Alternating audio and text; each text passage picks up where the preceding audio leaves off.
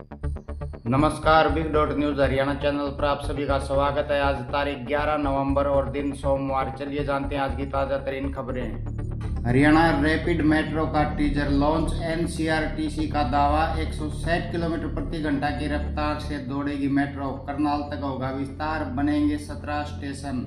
हरियाणा में rapid metro चीते की रफ्तार से दौड़ेगी। दिल्ली से करनाल तक की 135 किलोमीटर की दूरी यह ट्रेन करीब 45 मिनट में ही तय करेगी। पहले इसे पानीपत तक चलाया जाना था, मगर पिछले दिनों दिल्ली में केंद्रीय मंत्री मनोहर लाल और मुख्यमंत्री नायब सैनी की बैठक में इसे तत्काल करनाल तक विस्तार करने की मंजूरी प्रदान की गई। पानीपत तक मेट्रो का सर्वे हो चुका है, मगर बजट के अभाव में यह प्रोजेक्ट अभी लंबित पड़ा था, मगर सरकार इसे करनाल तक विस्तार के साथ मंजूरी देगी। हरियाणा में 5600 पदों पर पुलिस भर्ती रुकी। इलेक्शन से पहले विज्ञापन। कांग्रेस ने आयोग को शिकायत की, सरकार बनने पर भी प्रक्रिया शुरू नहीं। हरियाणा पुलिस भर्ती का सपना देख रहे युवाओं को झटका लगा है। हरियाणा स्टाफ इलेक्शन कमीशन की ओर से विधानसभा चुनाव की घोषणा से 1.5 घंटे पहले निकाली 5600 पुलिस भर्तियां फिलहाल थम चुकी हैं। पुलिस भर्ती रुकने का सीईटी संशोधन भी एक वजह है। हरियाणा में नया सीईटी प्रस्तावित है। संशोधन के बाद नया सीईटी होगा तो नए पास होने वाले उम्मीदवार भी इन पदों के लिए पात्र हो जाएंगे। अभी तक एक ही सीईटी हुआ है, जिसके बाद पुलिस सिपाही की भर्ती हो चुकी है। इसके बाद लाखों युवाओं को सीईटी का इंतजार है, इसलिए उनकी मांग है कि नया सीईटी होने के बाद ही पुलिस सिपाही के इन पदों की भर्ती प्रक्रिया शुरू की जाए, ताकि उन्हें भी मौका मिल सके। कुरुक्षेत्र में पराली जलाने पर 7 किसान गिरफ्तार। बढ़ते प्रदूषण को लेकर प्रशासन सख्त। खेतों में आग लगाने पर कार्रवाई। हरियाणा में धान कटाई के बाद पराली जलाने के मामले में पहले के मुकाबले काफ़ी कमी आई है, लेकिन फिर भी कई जिलों में अभी भी पराली जलाने के मामले सामने आ रहे हैं। ऐसे ही मामले में पुलिस ने पराली जलाने के आरोप में 7 किसानों को गिरफ्तार किया है। कृषि एवं किसान कल्याण विभाग के डिप्टी डायरेक्टर डॉक्टर करमचंद ने बताया कि भारतीय नागरिकता सुरक्षा संहिता 2023 की धारा 163 के तहत राज्य में फसलों के अवशेषों को जलाने पर प्रतिबंध लगाया हुआ है। उपरोक्त आदेशों की अवहेलना में यदि कोई व्यक्ति दोषी पाया जाता है तो यह भारतीय न्याय संहिता 2023 की धारा 223A के तहत दंड का पात्र होगा। बॉलीवुड फिल्म दो पत्ती के खिलाफ हरियाणा में महापंचायत। हुड्डा गोत्र पर टिप्पणी को लेकर बहिष्कार का ऐलान। 1 महीने में कार्रवाई का अल्टीमेटम। बॉलीवुड फिल्म दो पत्ती के खिलाफ हरियाणा के रोहतक में 10 नवंबर को बसंतपुर गांव के हुड्डा खाप के 45 गांव की महापंचायत हुई, जिसकी अध्यक्षता हुड्डा खाप के प्रधान ओम प्रकाश ने की। महापंचायत में हुड्डा गोत्र को लेकर फिल्म में की गई टिप्पणी पर रोष जताया गया।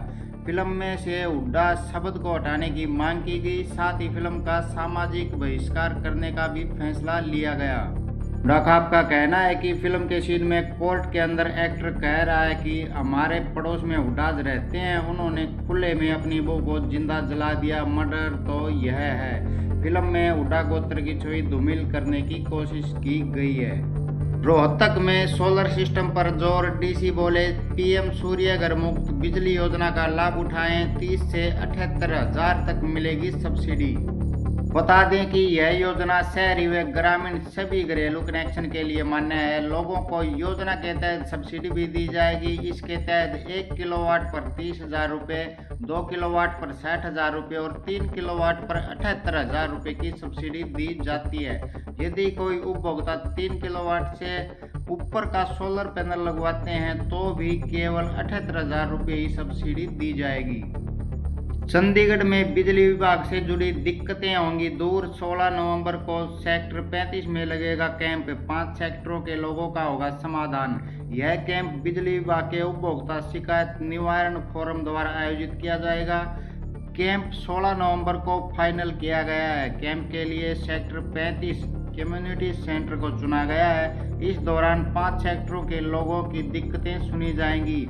इन सेक्टरों में सेक्टर 18, 19, 21, 27 और 28 शामिल हैं। हरियाणा बीजेपी में राज्यसभा जाने की ओर। 1 सीट के लिए 5 नेता दौड़ में। हरियाणा में कृष्णलाल के इसराना से विधायक बनने के बाद खाली राज्यपाल की 1 सीट के लिए दावेदार खड़े हो गए हैं। एससी कोटे से खाली हुई इस राज्यसभा सीट के लिए बिश्नोई, जाट, ब्राह्मण और दलित चेहरों ने लॉबिंग शुरू कर दी है। राज्यसभा के लिए पूर्व सीएम चौधरी भजनलाल के बेटे कुलदीप बिश्नोई, पूर्व सांसद सुनीता दुग्गल, प्रदेश अध्यक्ष मोहनलाल बडोली, पूर्व सांसद संजय भाटिया, भाजपा के दलित नेता सुदेश कटारिया के नाम शामिल हैं। हरियाणा में धान की एमएसपी को लेकर घमासान, सुरजेवाला बोले किसानों को 3100 रुपये प्रति क्विंटल कब देंगे। सुरजेवाला ने भाजपा सरकार पर किसान विरोधी 3 आरोप लगाए हैं। पहला आरोप कि किसानों को 3100 रुपये एमएसपी पर धान की खरीद नहीं हो रही। दूसरा, डीएपी पर चौतरफा हाहाकार। सुरजेवाला ने कहा कि डीएपी न मिलने से और गेहूं की बुआई न कर पाने से संकट से घिरे मेहनत किसान राम भगत की आत्महत्या हरियाणा सरकार के झूठ के पुलिंदों को न सिर्फ उजागर करता है बल्कि सरकार की हवाबाई बातों, जुमलों और शगुफों की धज्जियां उड़ाती है। तीसरा आरोप लगाते हुए सुरजेवाला ने कहा कि प्रदेश के 1 दर्जन से अधिक जिलों में डीएपी उपलब्ध ही नहीं या फिर डीएपी स्टॉक न के बराबर है, फिर भी मुख्यमंत्री तथा भाजपा सरकार आए दिन झूठ परोस रही है। बिना विपक्ष के नेता ही चलेगा। विधानसभा का शीतकालीन सत्र, कांग्रेस का हरियाणा पर ध्यान ही नहीं। हरियाणा विधानसभा के शीतकालीन सत्र 13 नवंबर से आरंभ हो रहे हैं। शीतकालीन सत्र को लेकर कांग्रेस हाईकमान गंभीर नहीं है।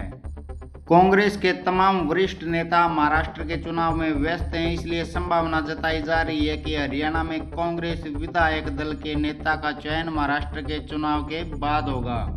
कांग्रेस विधायक दल का नेता ही हरियाणा विधानसभा में विपक्ष का नेता होगा, क्योंकि कांग्रेस के 37 विधायकों के अलावा सदन में विपक्ष का कोई विधायक नहीं है। महाराष्ट्र में 20 नवंबर को चुनाव है और हरियाणा विधानसभा का शीतकालीन सत्र 13 नवंबर से आरंभ होकर 18 नवंबर तक चलेगा। ऐसे में पूरी संभावना है कि विधानसभा का शीतकालीन सत्र विपक्ष के नेता के बिना चलने वाला है। आज की न्यूज़ अपडेट में बस इतना ही। आशा करते हैं कि आपका दिन शुभ हो।